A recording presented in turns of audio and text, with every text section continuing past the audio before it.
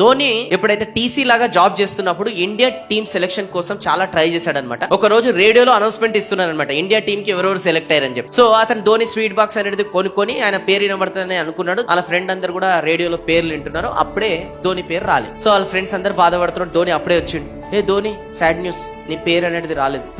నాకు తెలుసు అని సంతోషంగా ఉన్నావు. స్వీట్ బాక్స్ కూడా పట్టుకొచ్చినావు, ఏం సంగతి?